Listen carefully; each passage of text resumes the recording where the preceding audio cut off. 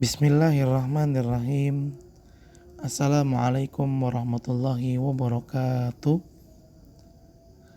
Alhamdulillah hamdan katsiran thayyiban mubarakan fi kama yuhibbu rabbuna wa yarda, wassalatu wassalamu ala man la nabiyya ba'dah, amma ba'd. Ahibati fillah, para siswa SMA Plus Liwaul Furqan, marilah kita senantiasa mengucap syukur kepada Allah Subhanahu wa taala atas setiap limpahan karunia, atas setiap limpahan nikmat yang Allah Subhanahu wa taala selalu berikan kepada kita, tidak terputus bahkan sampai hari ini. Marilah kita menjadi hamba-hamba yang selalu bersyukur kepada Allah Subhanahu wa taala. Karena dengan bersyukur kepada Allah Subhanahu wa taala, maka akan ada banyak manfaat-manfaat dan kebaikan-kebaikan yang kita akan dapatkan. Yang diantaranya adalah dengan bersyukur kepada Allah, maka nikmat yang Allah berikan akan Allah tambahin lagi kepada kita. Tidakkah kita senang jika Allah Subhanahu wa taala menambahkan nikmatnya untuk kita? Tidakkah kita bahagia jika Allah Subhanahu wa taala memberikan yang lebih dari nikmat-nikmatnya untuk kita? Marilah kita bersyukur kepada Allah Subhanahu wa taala. Dan yang kedua, dengan bersyukur kepada Allah Subhanahu wa taala, maka Allah Subhanahu wa taala akan menjaga kita dari siksaan dan hukumannya. Sebagaimana Allah Subhanahu wa taala berfirman, "Ma yaf'alullahu bi'adzabikum in syakartum wa amantum." Allah Subhanahu wa taala tidak akan menghukum kalian jika kalian adalah orang yang bersyukur dan kalian termasuk dari orang-orang yang beriman. Ahibati fillah, kita bersyukur kepada Allah pada kesempatan kali ini. Allah Subhanahu wa taala memberikan kita nikmat sehingga kita dapat berjumpa kembali walaupun masih dengan secara online. Walaupun kita belajarnya masih tetap online, masih dengan online, ayo kita tetap semangat. Ayo kita tetap bersungguh-sungguh dan serius dalam belajar. Ya ikhwah, bagaimanapun cara belajar, dimanapun kita belajar, tetap akan mendatangkan manfaat, akan mendatangkan banyak kebaikan jika kitanya bersungguh-sungguh. Tapi jika kita tidak bersungguh-sungguh, kita tidak serius, tidak mau fokus dimanapun kita belajar, tetap hal tersebut tidak akan mendatangkan apa-apa untuk kita. Jadi penentuannya itu bukan karena kita belajar dengan cara begini, dengan cara begitu, kita belajar di sini, kita belajar di situ, bukan itu penentuannya. Tapi penentuannya dilihat dari sejauh apa kesungguh-sungguhan dan keseriusan kita dalam belajar. Sekalipun kita belajar lewat online, tapi kalau kita sungguh-sungguh, insya Allah akan lebih bermanfaat ketimbang kita belajar dengan cara tatap muka tapi tidak serius. Ahibati fillah, para siswa SMA Plus Liwaul Furqan, kita bersyukur kepada Allah. Sampai detik ini Allah Subhanahu wa taala memberikan kita kesempatan untuk melanjutkan pembelajaran kita. Semoga Allah Subhanahu wa taala memberikan kepada kita kemudahan, kelancaran, kesempatan, semangat yang tinggi, kesenangan dalam menuntut ilmu, dan semoga Allah memberikan kepada kita kemudahan-kemudahan dan keringanan-keringanan dalam memahami pembelajaran dan juga kajian. Dan tidak lupa pula, marilah kita juga memperbanyak doa kepada Allah.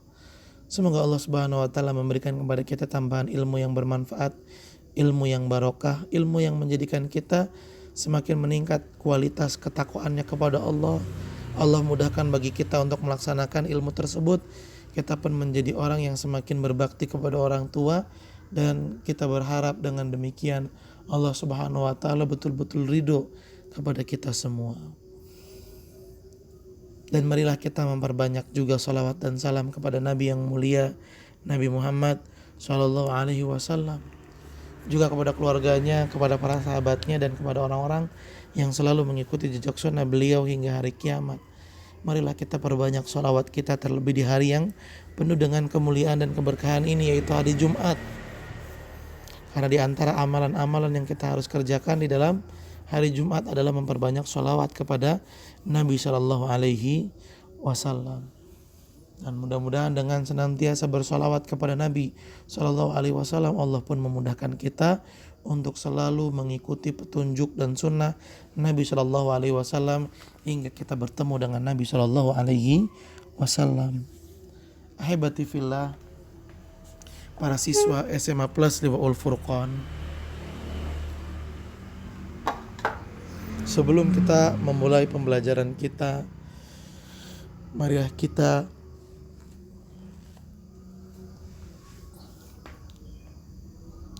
senantiasa memperbaiki niatan kita dalam belajar. Marilah kita memperbarui niatan kita sebelum belajar. Seperti yang sebelum-sebelumnya Ustadz sampaikan, bahwa belajar tidak akan ada manfaatnya.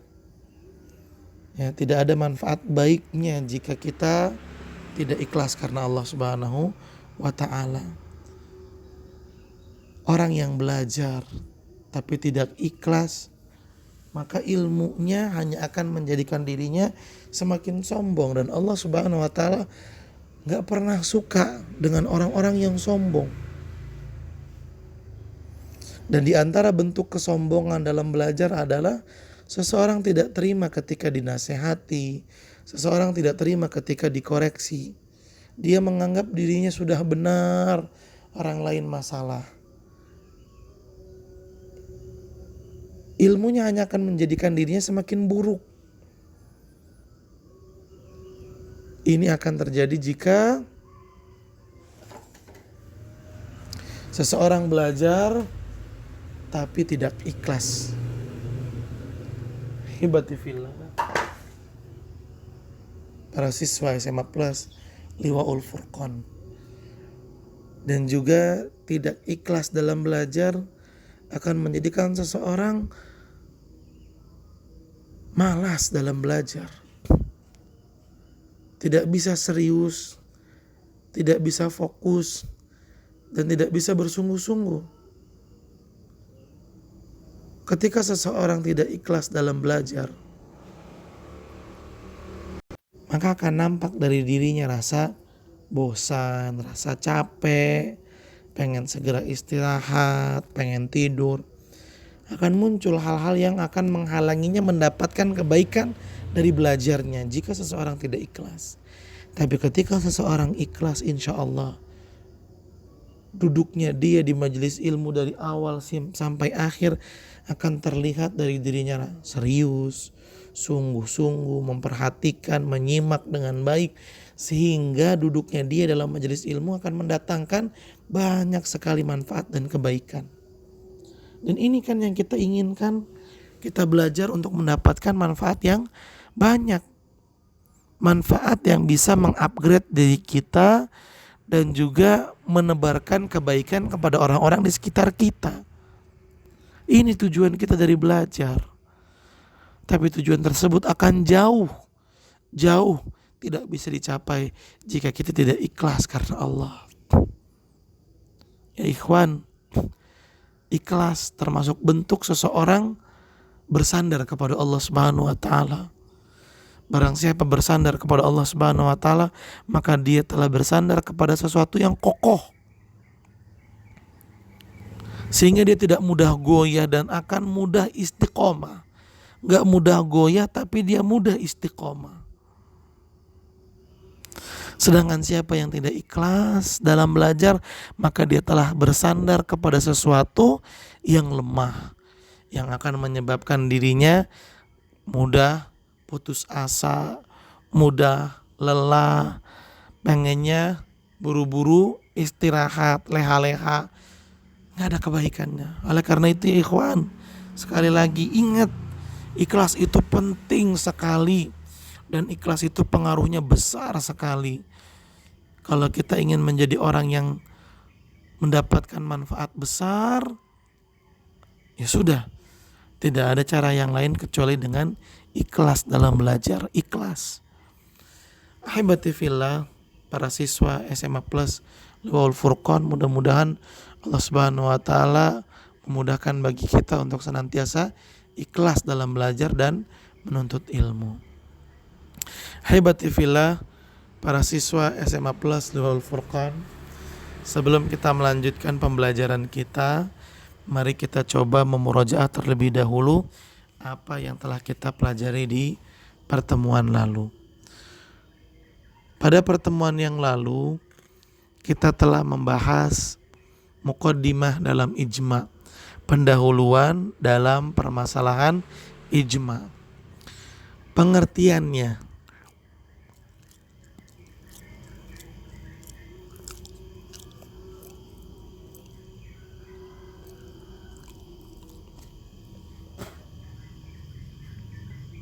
ijma' secara bahasa adalah al-azmu wal ittifaqu. Ijma' secara bahasa artinya al-azmu, niat yang kuat, wal ittifaq, dan kesepakatan. Ijma' tuh secara bahasa. Sedangkan arti ijma' secara istilah, ittifaqu mujtahidi hadhil ummati ba'dan Nabi sallallahu alaihi wasallam ala hukmin syar'iyyin. Ittifaqu mujtahidi, kesepakatan para ulama mujtahid, hadhil ummah, dari umat ini, dari umat Islam ini. Kesepakatan para ulama mujtahid umat Islam ba'dan Nabi SAW, dan kesepakatan tersebut muncul setelah Nabi SAW meninggal, ala hukmin syar'iyyin, dan kesepakatan tersebut berlaku terhadap hukum syar'i. Ini namanya ijma'. Kesepakatan para ulama setelah Nabi SAW meninggal, dan kesepakatan ini berkaitan dengan hukum syar'i. Oleh karena itu,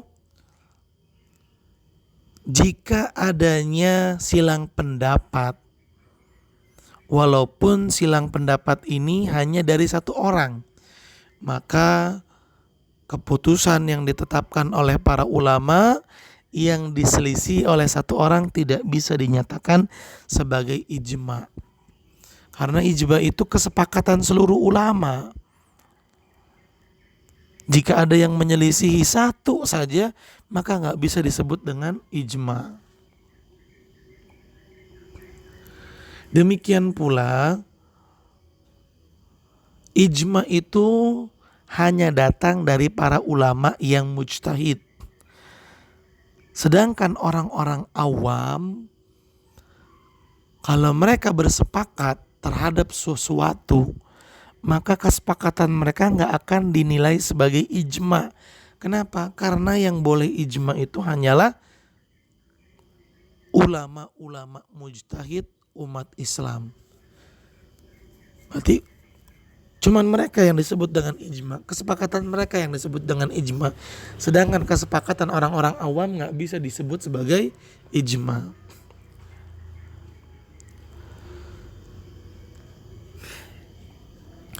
Dan secara jelas dari pengertian tadi disebutkan bahwasanya ijma' adalah kesepakatan ulama-ulama mujtahid umat Nabi, umat ini, umat Islam. Sehingga kesepakatan ulama selain umat Islam, ulamanya orang Kristen, ulamanya orang Yahudi, kalau mereka bersepakat nggak disebut sebagai ijma'. Ulama-ulama Kristen bersepakat begini, kesepakatan mereka nggak bisa disebut dengan ijma'. Karena ijma' itu adalah istilah dan penamaan untuk kesepakatan yang datang dari ulama-ulamanya umat Islam sepeninggal Nabi SAW, yang artinya kesepakatan para sahabat, kesepakatan para ulama dari kalangan sahabat yang muncul di zaman Nabi SAW itu tidak disebut dengan ijma', tidak, tapi disebut dengan sunnah. Ala hukmin syar'iyyin, dan kesepakatan ini ditunjukkan untuk hukum syar'i.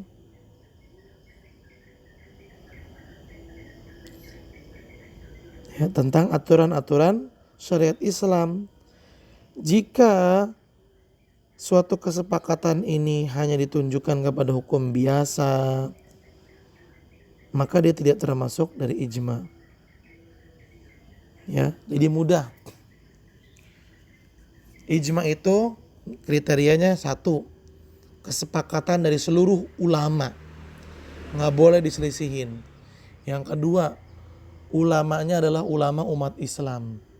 Ketiga, kesepakatan ini datangnya setelah Nabi SAW meninggal dunia. Yang keempat, kesepakatan ini ditunjukkan untuk suatu hukum syar'i. Jika empat ini ada, maka disebut dengan ijma.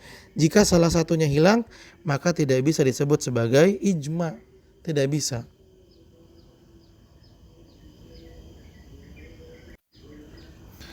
Sehingga kalau misalnya ada kesepakatan para ulama diselisih oleh seseorang, ya seorang ulama juga tentunya, bukan orang awam.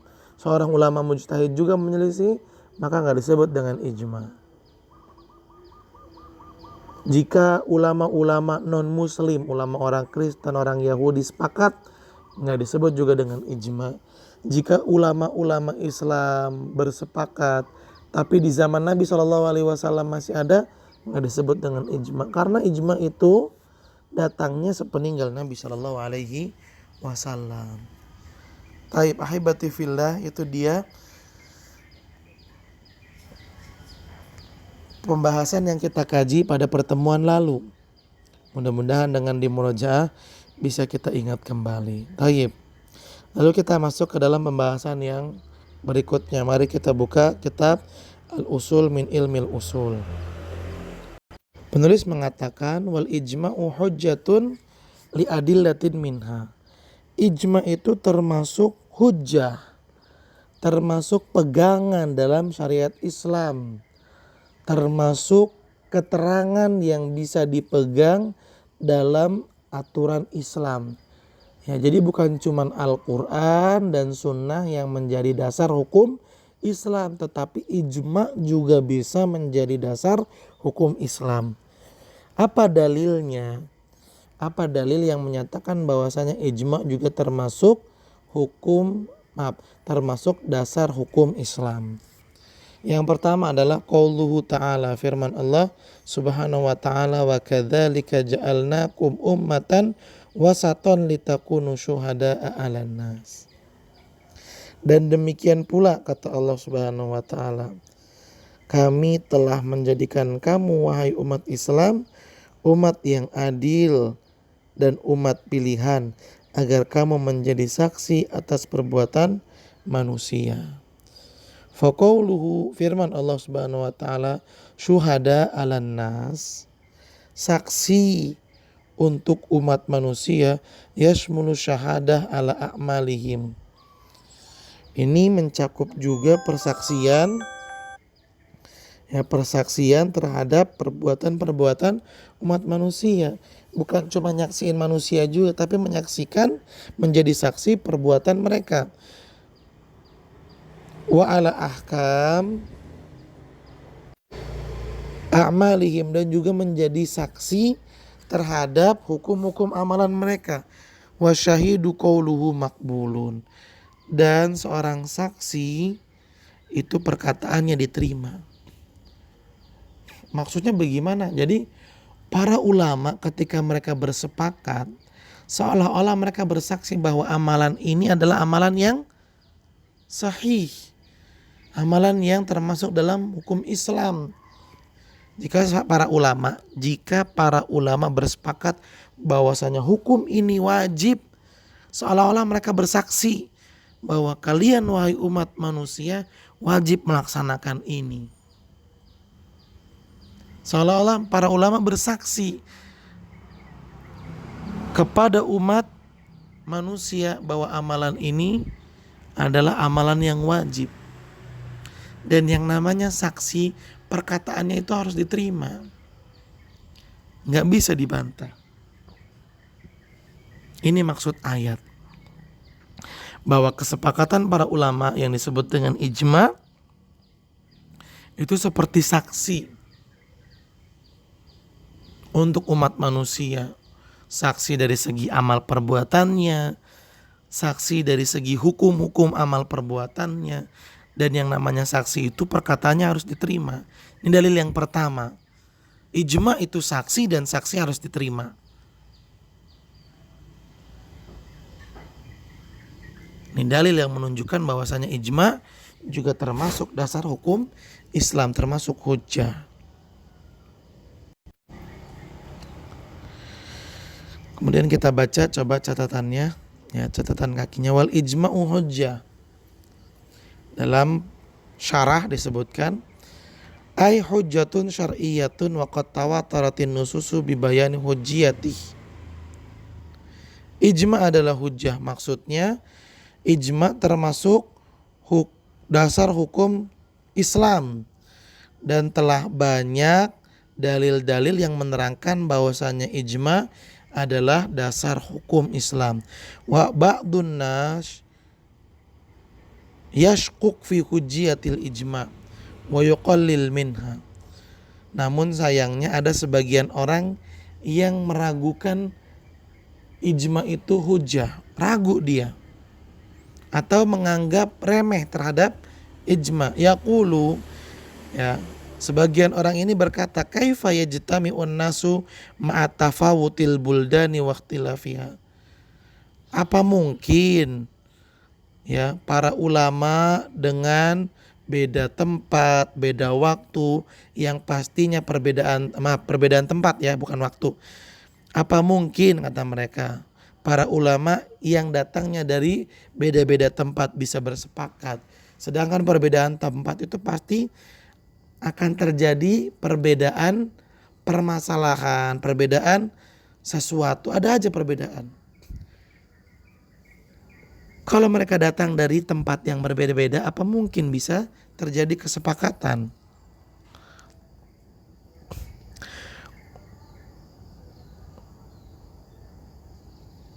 Wa ba'dhiha an ba'd.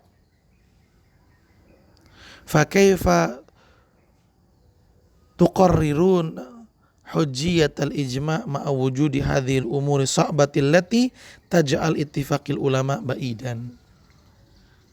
Mereka menganggap nggak mungkin ijma itu terjadi karena para ulama ini bukan datang dari satu tempat. Namanya para ulama kan menyebar. Dan ini sulit untuk mereka menetapkan kesepakatan yang sama yang menghasilkan ijma. Fal jawabu anna hadzal kalamu batilun. Maka dijawab bahwasanya perkataan yang seperti ini adalah perkataan yang salah. Wa wajhu butlanihi min aujuhin, dan kesalahannya bisa ditinjau dari beberapa sisi. Al wajhul awwalu, sisi yang pertama, anna nusus syar'iyyah dalat ala hujjiyatil ijma. Yang pertama, dalil-dalil dari Al-Quran, dalil-dalil dari Sunnah, dua-duanya menyatakan bahwasannya ijma termasuk dasar hukum Islam. Udah beres. Orang yang menyatakan dan mengakui serta menerima semua yang dikatakan oleh Al-Quran dan Sunnah sudah kelar. Dia gak akan meragukan hujahnya ijma. Wa madallatin nususu syar'iyyah ala hujjiyatihi fahuwa waqi'un la mahala. Dan nas-nas syar'i yang menyatakan bahwasanya ijma itu bisa jadi dasar hukum Islam, ini pasti terjadi karena nggak mungkin Al-Quran dan hadis menyatakan sesuatu yang tidak terjadi. La mahala, dan tidak ada kemustahilan. Artinya ijma itu pasti bisa terjadi karena Al-Quran menyatakan tersebut. Dan apa yang dinyatakan oleh Al-Quran pasti terjadi. Dan tidak ada kemustahilan untuk tercapainya yang namanya ijma. Idz kaifa tuhiluna nususu syar'iyyah ila amrin mustahil la yumkinu muku'uhu. Karena bagaimana mungkin kita menyatakan nas-nas syar'i, dalil-dalil Al-Quran dan Sunnah, bagaimana mungkin kita nyatakan bahwa dalil-dalil Al-Quran dan Sunnah membahas tentang perkara yang gak mungkin terjadi? Gak mungkin. Buat apa kalau begitu? Dan bisa jadi dalil-dalil Al-Quran dan Sunnah malah sia-sia. Al-Quran dan Sunnah tidak ada yang namanya sia-sia. Sekiranya Al-Quran dan Sunnah membahas sesuatu yang tidak mungkin terjadi, ya sia-sia namanya dong Al-Quran dan hadis. Tidak mungkin ini terjadi. Al-Quran dan Sunnah ketika membahas suatu persoalan, maka menunjukkan bahwa persoalan itu terjadi. Ya, ini yang pertama. Sisi yang pertama, Al-Quran dan Sunnah menyatakan bahwasanya ijma juga termasuk dalil. Al-wajhu tsani annal ijma' qad hasala wa waqa'a fi masaili adidatin fanajid fi asrina al-hadir annahum ajma'u ala istikhdamil mikrofonat fi naqlis salawati fil masajid wa ajma'u ala firasil masajid bihadhil firasil jadidati wa ajma'u ala bina'il masajid bihadhil asmen wal kharasana wa nahwi dzalika ila ghairi minal ijma'at. Dan ijma itu terjadi loh pada beberapa perkara. Ya, kita bisa mendapati zaman kita para ulama bersepakat bolehnya menggunakan mikrofon. Lihat, seluruh ulama di dunia ini zaman kita memperbolehkan menggunakan mikrofon di masjid-masjid, ya, kemudian menghiasi masjid dengan fasilitas-fasilitas yang membuat orang-orang lebih nyaman. Para ulama membolehkan. Bahkan pembangunan masjid, ya, menggunakan semen, menggunakan bebatuan-bebatuan yang kokoh. Para ulama membolehkannya, tidak ada yang melarang. Ini menunjukkan bahwasanya mereka sepakat dalam suatu permasalahan yang tidak cuma 1, 2, dan 3, tapi banyak. Dan ini menunjukkan bisa terjadi yang namanya kesepakatan antara para ulama walaupun mereka ada di berbagai tempat. Bisa muncul kesepakatan. Sehingga perkataan kayak bagaimana bisa mungkin ada ijma sedangkan para ulama itu kan berpencar di tempat yang berbeda-beda. Kata siapa nggak bisa? Bisa. Ini contoh-contohnya ya, penggunaan mikrofon di masjid, para ulama membolehkan. Al-wajhu tsalis anna ahlal asri wa in lam ya'lamu bi ijma'i ulama'i asrihim lakin qad ya'lam bihim min ba'dihim. Ya, terkadang orang yang hidup di suatu zaman mereka nggak tahu adanya kesepakatan para ulama di zamannya dia. Tapi tidak menutup kemungkinan generasi berikutnya mengetahui adanya kesepakatan ulama di zaman sebelumnya. Fayunqal an ulama'i zaman qaulan bihaitsu yunqalu an alimin minhum qaulu yanqulu syakhsun aw syakhsani thumma ba'da dzalika fil asli alladhi ba'dahu ya'lamuna bittifaqi min qablihim fayakunu hina idzin ijma'an waqi'an.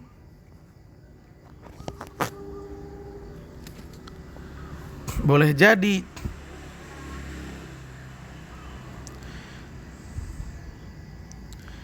perkataan-perkataan ulama-ulama terdahulu disampaikan oleh ulama-ulama sekarang, baru tersampaikan.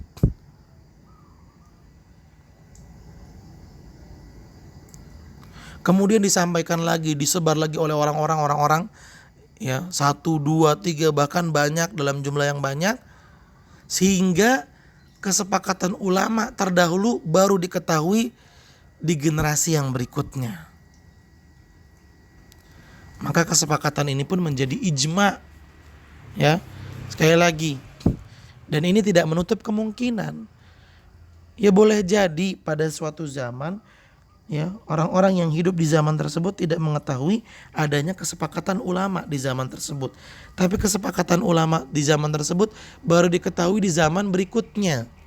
Di mana pada zaman berikutnya, ya, pendapat-pendapat ulama terdahulu disampaikan. Ulama ini mengatakan begini, ulama ini mengatakan hal yang sama. Oh, ternyata ulama-ulama terdahulu itu mereka menetapkan hal yang sama. Oh berarti ini ijma, dan ijma'nya disepakati, diketahui di zaman yang berikutnya. Ini tidak menutup kemungkinan. Artinya ya ikhwan, ijma itu mungkin terjadi, bisa terjadi, dan gak ada yang namanya mustahil dalam urusan ijma. Ya, berarti salah orang yang mengatakan ijma itu bukanlah hujjah karena ijma itu kayaknya gak mungkin bisa terjadi. Salah. Kata siapa ijma gak mungkin terjadi? Ijma bisa terjadi walaupun para ulama mereka berbeda-beda tempat tinggalnya.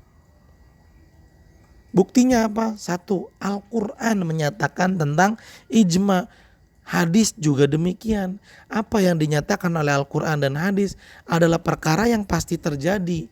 Gak mungkin gak terjadi. Sebab jika Al-Quran dan hadis membahas, menyatakan, menjelaskan tentang perkara yang gak terjadi, ya buat apa? Berarti sia-sia. Sedangkan Al-Quran dan hadis jauh dari yang namanya sia-sia.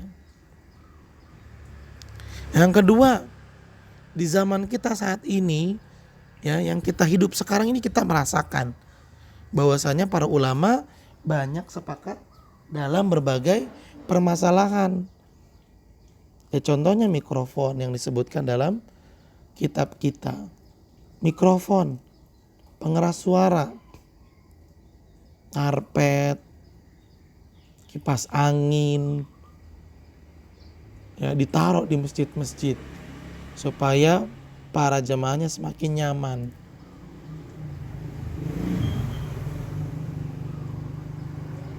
Ya, jam yang dulunya nggak ada, sepakat para ulama meletakkannya di masjid dan nggak mempermasalahkannya. Para ulama di dunia saat ini kita merasakan ini menunjukkan kesepakatan mereka. Zaman sekarang ada. Dan juga tidak menutup kemungkinan, ya boleh jadi di suatu zaman gak diketahui bahwa para ulamanya telah bersepakat. Tapi di zaman berikutnya, ya, di mana ilmu semakin tersebar, ulama A dari zaman dulu bilang begini, ulama yang B dari zaman dulu juga bilangnya begini, ulama yang C terus, ternyata perkataan mereka sama. Baru diketahui perkataan para ulama terdahulu sama di generasi berikutnya. Barulah di generasi berikutnya itu dinyatakan, oh bahwa hal ini adalah ijma para ulama. Bisa aja seperti itu. Ijma'nya baru diketahui di generasi berikutnya. Atsani, kemudian yang kedua nih. Keterangan yang menyatakan bahwasanya ijma juga termasuk hujjah. Qaulu ta'ala, Allah Subhanahu wa taala berfirman, fa in tanaza'tum fi syai'in farudduhu ilallahi war rasul. Jika kalian berselisih pendapat, maka kembalikanlah perkaranya kepada Allah dan Rasulullah sallallahu alaihi wasallam. Balikin kepada Allah dan kepada Rasul. Tentu ketika dibalikin, ya kan, ada permasalahan nih, begini-begini permasalahannya, tapi terbelah, ya, pemahaman manusia dalam perkara ini. Yang satu bilangnya boleh, yang satu bilangnya nggak boleh. Bagaimana cara memutuskannya? Balikin kepada Al-Quran dan Sunnah. Oh ternyata Al-Quran dan Sunnah mengatakan seperti ini. Nah mereka yang berselisih pun kembali bersepakat. Ini namanya ijma. Ya. Allah Subhanahu wa taala menyatakan hal tersebut. Jika kalian berselisih pendapat, kembalikan. Cari solusinya, cari jawabannya dari Al-Quran atau hadis. Ketika kalian mendapatkan, tentu kalian akan bersepakat dalam hal tersebut. Ini namanya ijma. Tsalits, yang ketiga. Qauluhu sallallahu alaihi wasallam, la tajtami ummati ala dalalatin. Nabi sallallahu alaihi wasallam bersabda, umatku tidak akan bersepakat tidak akan berijma dalam perkara yang sesat. Ini sabda dari Nabi Shallallahu Alaihi Wasallam yang menunjukkan berita gembira juga bagi umat Islam bahwasanya umat Islam dijaga oleh Allah Subhanahu Wa Taala, di mana mereka tidak akan bersepakat, tidak akan berijma dalam perkara yang menyesatkan. Baik, kita kembali lanjutkan bacaan matan. Dzakaral muallifu syai'an min nususi syar'iyyati. Penulis kitab Al-Usul min Ilmil Usul menyebutkan beberapa dalil-dalil syar'i, dalil-dalil Al-Qur'an dan juga hadis adalah ala hujjiyatil ijma. Yang dalil-dalil syar'i tersebut menyatakan bahwasannya ijma itu bisa menjadi hujjah, bisa menjadi dasar hukum Islam. Wa minha qauluhu ta'ala. Salah satunya firman Allah, fa in tanaza'tum fi syai'in farudduhu ilallahi war rasul. Jika kalian wahai umat Islam berselisih pendapat, maka carilah jawabannya di Al-Qur'an atau dari hadis. Maknahu, ya, dalam catatan kaki disebutkan arti dari ayat ini adalah annakum, kalian wahai umat Islam, idza lam yahsul bainakum nizaun, jika tidak terjadi perselisihan pendapat antara kalian, faktafu bidzalika, maka ya sudah cukup setiap orang berpegang teguh dengan kesepakatan tersebut. Wala tahtajuna hina idzin liradi ila kitabi was sunnah. Dan ketika kalian tidak berselisih, maka kalian enggak perlu mengkaji permasalahan tersebut dengan Al-Quran dan juga sunnah. Wal murad ittifaq jami'il ummah, dan maksudnya adalah kesepakatan seluruh umat. Wa mimma yadullu ala hujjiyatil ijma, dan diantara dalil yang juga menyatakan bahwasanya ijma termasuk dasar hukum Islam, qaulullah ta'ala, firman Allah Subhanahu wa taala, wa man yusyakikir rasula min ba'di ma tabayyana lahul huda. Barang siapa menyelisihi Rasul setelah jelas baginya petunjuk, wa yattabi ghayra sabilil mu'minin, dan dia mengikuti cara beragamanya selain orang-orang yang beriman, nuwallihi ma tawalla. Nuwallihi ma tawalla. Kami biarkan dia dalam kesesatan, nuwallihi ma tawalla. Kita biarkan, kata Allah, dia dalam kesesatan yang telah dilakukannya itu. Wa nuslihi jahannam, dan kita, kata Allah, akan memasukkannya ke dalam neraka jahannam. Wa sa'at masiro, dan neraka jahannam adalah seburuk-buruk tempat kembali. Wah, ini dalil yang lebih jelas yang menyatakan tentang ijma termasuk hujjah. Karena Allah menyatakan siapa yang tidak mengikuti cara beragamanya orang-orang beriman, kesepakatan cara beragamanya orang-orang beriman, ijma'nya orang-orang beriman, maka dia akan sesat. Nah, ayat sebelumnya yaitu fa in tanaza'tum, ini kalau dipahami secara kebalikan, kalau kalian udah sepakat, ya kalian gak usah lagi lihat ke Al-Quran dan Sunnah. Jika kalian sudah sepakat dalam suatu urusan, ya, tentunya urusan agama, kalian udah sepakat dalam suatu urusan agama, ya udah cukup, ya. Kesepakatan kalian itu sudah mencukupi dan sudah bisa menjadi dalil, sehingga nggak perlu lagi ke Al-Quran dan Sunnah, sudah nggak perlu. Ya tentunya kesepakatan ini didasari dengan ilmu-ilmu agama yang kuat, ya, nggak asal-asalan. Jika para ulama lah, gampangnya gitu. Jika kalian wahai para ulama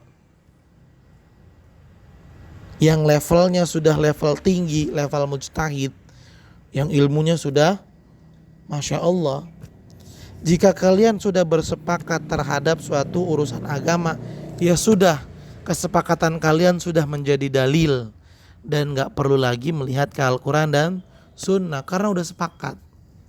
Ini cara memahaminya secara terbalik. Berarti ayat ini menunjukkan tentang ijma termasuk hujjah. Karena kalau udah sepakat, ya udah gak usah lihat ke Al-Quran dan Sunnah. Ini bahasanya Al-Quran. Kalau udah sepakat nggak perlu ke Al-Quran dan Sunnah. Kapan ke Al-Quran dan ke Sunnah? Kalau nggak sepakat, nggak menemui kesepakatan, baru balikin ke Al-Quran dan Sunnah. Supaya mengetahui apa keterangan yang tepat dalam urusan ini. Ya. Kemudian di ayat yang kedua lebih jelas lagi. Siapa yang menyelisihi Nabi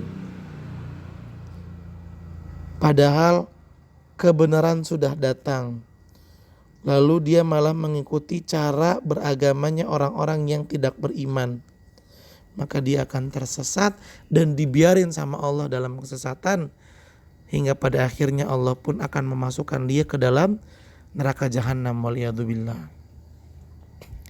Tawa'adallahu man taraka sabilal mu'minin. Allah mengancam siapa yang meninggalkan jalan hidup dan jalan beragamanya orang beriman. Allah mengancam orang-orang yang tidak ikut cara beragamanya orang-orang yang beriman. Mimma yadulu ala anna tiba sabilihim wajib. Dan ancaman Allah Subhanahu wa taala dalam ayat ini menunjukkan bahwasanya mengikuti cara beragamanya orang-orang beriman, mengikuti kesepakatannya para ulama wajib, itu wajib. Wa nususu fi dzalika minal kitabi aydun mutaaddidatun. Dan masih banyak lagi ayat-ayat Al-Qur'an yang menyatakan bahwasanya ijma bisa menjadi dasar hukum Islam, bisa menjadi hujjah. Wa qad warada fi sunnatil adid minan nususi minha ma warada min hadits. Dan juga dalam sunnah, dalam hadis terdapat banyak sekali yang menyatakan bahwasanya al-ijma termasuk dasar dalam hukum Islam. Artinya begini ikhwan, Al-Quran dan Sunnah menyatakan bahwasanya ijma itu hujjah, bisa menjadi dasar hukum Islam. Bahkan Allah mengancam siapa yang tidak mengikuti ijma, di mana bahasa Al-Qur'annya adalah sabilil mu'minin,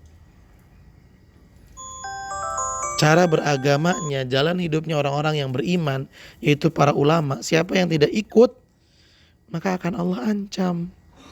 Ini menunjukkan mengikuti kesepakatan para ulama hukumnya wajib. Dan di antara dalil yang menyatakan bahwasanya ijma itu hujjah dan dalil dari hadis, sabda Nabi SAW, la tajtami'u ummati ala dhalalatin. Umat Islam tidak akan bersepakat dalam perkara yang menyesatkan.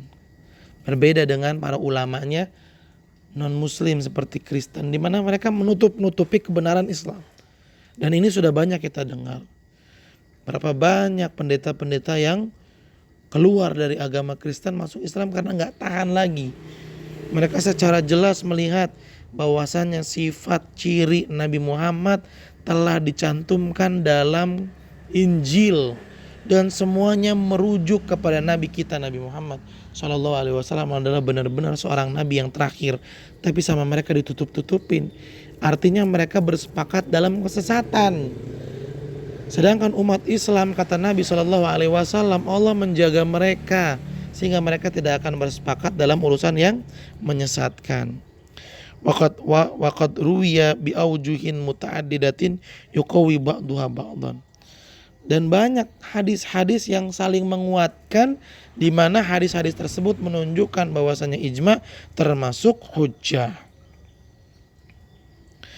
Wa ma thabata fi sahihaini, dan apa yang terdapat di dalam kitab hadis yang sahih, yaitu Sahih Bukhari dan Imam Muslim. Anna Nabi sallallahu alaihi wasallam bersabda, bahwasanya Nabi sallallahu alaihi wasallam ya bersabda, la tazalu ta'ifatun min ummati 'alal haqqi zahirin. Sekelompok akan ada selalu, akan senantiasa muncul, akan senantiasa ada sekelompok dari umatku, orang-orang yang berjalan di atas kebenaran. Memang banyak orang-orang yang sesat, banyak orang-orang yang melakukan kesesatan, penyimpangan dalam Islam. Tapi orang-orang yang selalu berjalan di atas hak itu akan selalu ada sebagai contoh bagi orang-orang Islam yang lainnya. Gak akan pernah padam. Sehingga ketika orang-orang yang sesat ini bersepakat, pasti akan diselisihi oleh orang-orang yang berjalan di atas kebenaran. Makanya kata Nabi SAW, gak akan pernah bersepakat umat ini dalam kesesatan, gak akan pernah. Kenapa? Karena akan selalu muncul sekelompok orang yang selalu berpegang teguh dengan kebenaran. Ini juga menunjukkan ijma. Umat Islam ini gak akan pernah bersepakat dalam kesesatan. Tapi kalau dalam kebenaran mereka akan selalu sepakat. Dan dikuatin oleh kelompok orang yang dinyatakan oleh Nabi akan selalu muncul. Di mana mereka selalu berpegang teguh dengan kebaikan. Dan ketika kelompok-kelompok yang sesat ini bersepakat, maka kelompok-kelompok yang memegang kebenaran ini akan menyelisihinya. Jadi gak akan muncul kesepakatan dalam kesesatan. Fadalla dzalika ala annahu la budda fi kulli asrin. Hadis ini menunjukkan bahwasanya setiap zaman pasti min an yujad qailun bil haq. Di setiap zaman pasti akan muncul orang yang menyatakan, menyampaikan kebenaran. Fi hadhil ummah, di umat ini, sawaun kana qalilan aw katsiran. Baik jumlahnya sedikit atau jumlahnya banyak, akan selalu muncul, kata Nabi, untuk umat Islam akan selalu muncul orang-orang yang selalu berpegang teguh dengan kebenaran. Dan mereka akan selalu menyampaikan kebenaran. Wala yumkin an tattafiq al-ummah kulluha alal batil. Oleh karena itu gak akan pernah umat Islam bersepakat dalam kemaksiatan, kesesatan, dan keburukan. Gak akan pernah. Sebab akan selalu muncul orang-orang yang berpegang teguh dengan kebaikan. Taib. Dalil ini juga menunjukkan sekaligus kalau umat Islam akan senantiasa terjaga dalam kebenaran dan mereka akan selalu bersepakat dalam kebenaran. Ini kan menunjukkan ya, lihat. Hadis menyatakan kesepakatan. Ini berarti menunjukkan bahwa kesepakatan itu pasti ada, muncul, dan terjadi. Gak mungkin gak terjadi. Ini hadis yang menyatakan. Dan jika hadis menyatakan sesuatu yang gak mungkin terjadi, berarti sia-sia dan gak mungkin itu terjadi. Gak mungkin ada yang namanya kesia-siaan dalam hadis. Arabi, kemudian yang keempat, an-naqul, kita katakan ijma'ul ummah ala syai'in, kesepakatan ummah terhadap sesuatu, imma an yakuna haqqan wa imma an yakuna batilan. Bisa saja benar, bisa saja salah. Ijma umat atas sesuatu bisa jadi benar dan bisa jadi salah. Fa in kana haqqan fa huwa hujjatun. Jika kesepakatannya benar maka itu adalah hujjah. Wa in kana batilan fa kaifa yajuzu an tajma' hadhil ummah allati hiya aqramul umami 'ala Allah munzu ahli nabiyyiha ila qiyamis sa'ah ala amrin batil la yarada bihillah. Hadza min akbaril muhal. Ya. Kata penulis, kita katakan nih, ini salah satu dalilnya nih, pakai logika. Jika umat bersepakat, jika umat Islam bersepakat, oke, kita katakan kesepakatannya mungkin bisa jadi dua kemungkinan. Kesepakatan yang benar sama kesepakatan yang salah. Jika kesepakatannya kesepakatan yang benar, maka itu hujah, itu dalil. Harus dipegang dan diamalkan. Tapi jika kesepakatan tersebut adalah kesepakatan yang salah, coba perhatikan. Jika kesepakatan tersebut adalah kesepakatan yang salah, apa mungkin terjadi kesepakatan tersebut? Apa mungkin terjadi kesepakatan tersebut?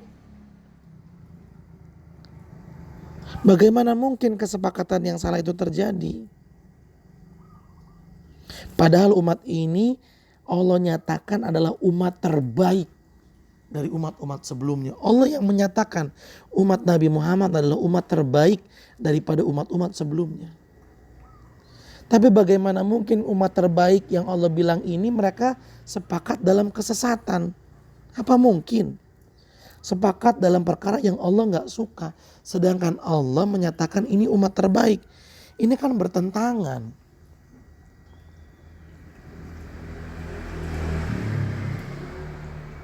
Ini bertentangan.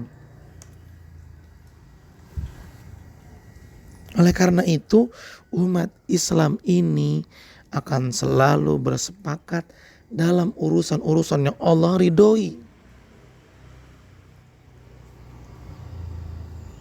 Akan selalu bersepakat dalam urusan-urusan yang Allah ridhoi. Dan sekali lagi, kesepakatan dalam perkara yang baik itu hujjah. Adapun kesepakatan dalam urusan yang sesat itu nggak mungkin terjadi. Karena Allah menyatakan umat ini umat terbaik. Mana mungkin umat ini bersepakat pada perkara yang Allah tidak ridho. Baik, kita baca catatan kakinya. Qauluhu an-naqul. Penulis mengatakan, coba kita katakan ijma'ul ummah ala syai'in. Kesepakatan umat terhadap sesuatu imma an yakuna haqqan, bisa saja benar. Istadallal muallif bistidlali aqlin. Di sini penulis coba menggunakan dalil akal dalam menunjukkan bahwasanya ijma juga termasuk hujjah. Kaifa tajma'ul ummah allati hiya akramul umam ala Allahi munzu ahli nabiyyiha ila qiyamis amrin batil. Kata penulis, bagaimana mungkin umat Nabi Muhammad yang Allah nyatakan sebagai umat terbaik di muka bumi bisa sepakat dalam perkara yang sesat? Apa mungkin? Kan gak mungkin. Qulna hadza laisa muraduna bil ijma'il istilahil usuli. Li'anna al-ijma' fil istilahil usuli yanaqid bi ijma'ihim wa ittifaqihim fi asrin wahid. Wala yushtaratu an yakuna min hinil bi'tsati ila hin qiyamis sa'ah. Perkataan ini, ya, perkataan gak mungkin umat Islam bersepakat terhadap perkara yang batil. Ini kesepakatan secara bahasa, ya, secara bahasa. Tapi tetap kesepakatan ini menunjukkan bahwa adanya ijma. Tapi ijma ini bukan ijma secara istilahi, melainkan secara bahasa. Karena kalau ijma secara istilahi, ini gak mungkin terjadi. Karena kan manusia terbatas umurnya. Mana mungkin bisa umat dari zaman Nabi Muhammad sampai hari kiamat nanti akan terus ada berbarengan. Karena ada yang mengatakan kalau kesepakatan itu kan berarti semuanya harus sepakat. Gak boleh berselisih. Dari zamannya Nabi Muhammad sampai hari kiamat semuanya menyatakan iya bersama-sama. Kan gak mungkin. Tentu ulama-ulama yang terdahulu sudah meninggal dunia duluan. Maka kesepakatan yang dimaksud di sini adalah kesepakatan di setiap zaman. Ulama di zaman ini menyepakati begini. Dan kesepakatan itu langsung dinilai sebagai ijma. Gak perlu nunggu dulu ke ulama generasi berikutnya. Ulama generasi berikutnya, menurut kalian gimana nih kesepakatan ulama generasi sebelumnya? Oh iya sepakat, oh baru bilang ijma. Gak bisa. Ya ijma itu ya di zamannya. Gak usah nunggu-nungguin generasi yang berikutnya. Jadi sekali lagi perkataan penulis yang mengatakan gak mungkin umat Islam semuanya bersepakat pada perkara yang batil. Ini kesepakatan yang ditinjau, ini ijma yang ditinjau dari segi bahasa. Baik, sekali lagi ya ikhwan, kesimpulannya adalah ijma termasuk termasuk dasar hukum Islam. Artinya ijma termasuk hujjah. Dalilnya jelas. Al-Quran dan Sunnah menyatakan hal tersebut. Secara terang Al-Quran menyatakan siapa yang mengikuti cara beragama selain orang-orang beriman maka dia akan tersesat. Dan Nabi menyatakan umat Islam tidak akan bersepakat terhadap kesesatan. Nabi menyatakan bersepakat. Ini menunjukkan ijma itu bisa terjadi, dan jika terjadi dalam perkara yang baik maka ijma menjadi hujjah. Taib ahibati fillah, para siswa SMA Plus Liwal Furqan, mungkin sampai di sini. Jumpa kita pada kesempatan kali ini, mudah-mudahan bermanfaat apa yang kita bahas. Silakan ditulis apa yang penting dan ditanyakan jika ada yang kurang dipahami. Barakallahu fikum. Kita tutup dengan doa kafaratul majlis. Subhanakallahumma wa bihamdika asyhadu an la ilaha illa anta astaghfiruka wa atubu ilaik. Billahi taufiq wal hidayah. Assalamualaikum warahmatullahi wabarakatuh.